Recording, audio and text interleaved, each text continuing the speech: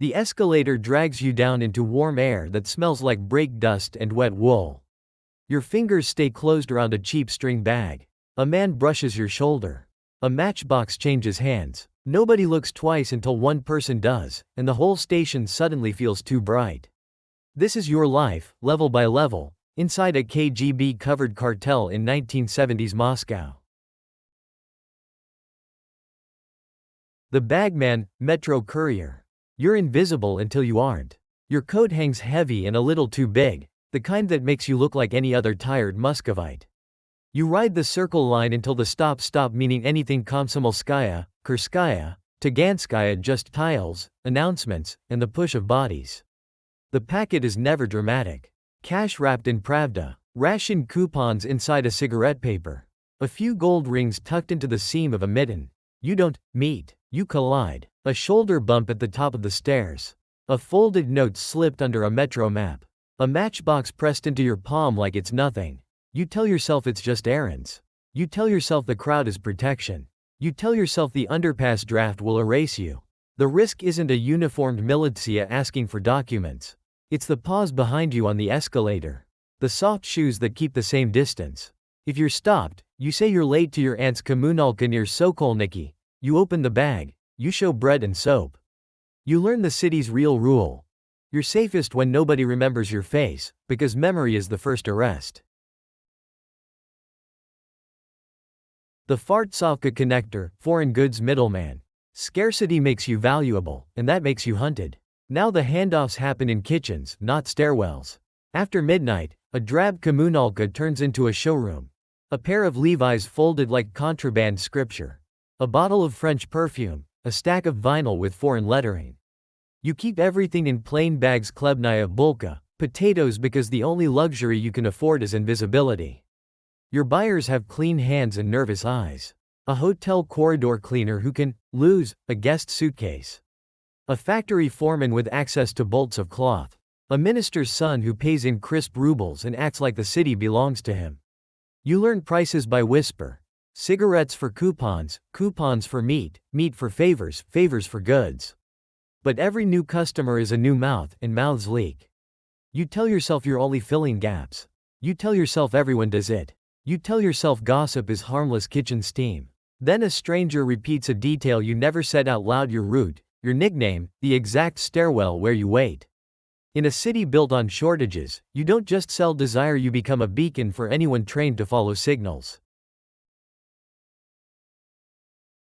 The Sekoviki runner, underground workshop courier. You're carrying a factory's heartbeat in your pocket. The door is always the same, a peeling landing in a concrete block, a lock that turns too easily, the smell of machine oil where it shouldn't be. Inside, the sec is loud in a careful way, sewing machines muffled under blankets, a radio turned up just enough to blur the rhythm. Boxes stacked to the ceiling. Labels lie in neat piles, ready to become something state approved. You don't just move goods now.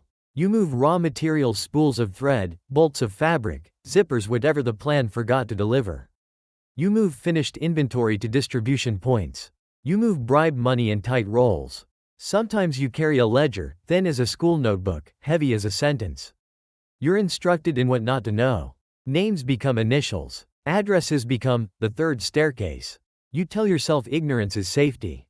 You tell yourself you're just a courier again. You tell yourself the workshop is temporary, just patching shortages. Then you see scale.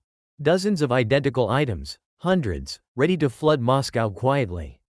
You realize you're not carrying packages anymore, you're carrying proof, and proof is what the state collects best.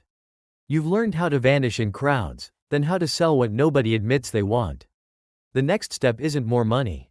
It's protection, and protection that asks for your name in writing. The Kreisha liaison, protected asset. You don't pay for safety, you rent it, and it comes with instructions. A phone rings in a hallway where nobody has a private line. 2 short bursts, 1 long. You step into the stairwell so the neighbors can't count your words. The voice doesn't introduce itself. It gives a time and a place: Dynamo Station, North Exit, by the newspaper kiosk, and you arrive early enough to watch the patterns. Your roof isn't a gangster with a leather coat. It's a man with clean nails and a plain briefcase who never turns his head fully toward you. He wants numbers. How many pairs moved, which workshop, which storage cellar. He wants a list of names you keep behind your teeth. In return, he makes militia look the other way, reroutes a complaint, kills a file before it breathes. You tell yourself it's insurance. You tell yourself everyone pays something. You tell yourself you're buying peace, not selling loyalty. Then he has you sign a receipt for confiscated goods, dated yesterday, and you understand what you've rented. Protection isn't a wall around you, it's a hand on your throat, guiding you where to look. The crackdown survivor, operation-style sweep. You live through the net tightening, and you learn what gets sacrificed first. The city wakes up wrong. Patrols double at metro entrances. Plainclothes men stand too still near the markets. Danilovsky, Preobrazhensky watching hands instead of faces. A friend doesn't show at the agreed bench by Pushkinskaya, and the absence lands like a stamp. You change everything physical. Different stairwells. Different hours. You move inventory in smaller bundles. 10 items, not 100. You burn address slips in an ashtray until the paper curls black. A ledger gets rewritten into recipes and school notes, then buried in a jar behind a Kommunalka radiator. The sweep has a style: doors hit at dawn, neighbors as witnesses, bags emptied onto kitchen tables. The ones who talk fast get charged with speculation. The ones who stay quiet get charged with connections. You tell yourself silence is strength. You tell yourself you can outweight it. You tell yourself the roof will handle it. Then your liaison asks for a new list, and the names he wants are the ones already disappearing. A crackdown doesn't clean the street, it prunes the tree, and you learn you're a branch, not the trunk. The Lubyanka fixer, handler's knife. You don't run product anymore, you run outcomes. You walk past the yellow walls like you belong there, because acting unsure is the only mistake that counts. Your appointment isn't written anywhere you can keep. 3rd floor, corridor that smells like floor wax and cigarette ash, a door with no sign. Inside, a desk, a tea glass in a metal holder, a stack of thin folders that never seem to shrink. You're given problems, not orders. A workshop chief getting ambitious. A foreign tourist who keeps asking the wrong questions at Intourist. A militia captain who wants his cut twice. You solve them with small tools. A forged propusk, a staged argument in a hallway, a quiet transfer to a different district, a phone call that turns an inspection into a congratulation. You tell yourself you're preventing chaos. You tell yourself you're protecting people who can't protect themselves. You tell yourself you're still the same courier, just higher stakes. Then a folder slides toward you with your own name inside, spelled correctly, and you realize what your job really buys. At this level, you aren't under the roof, you are the roof, and the rain is made of paper.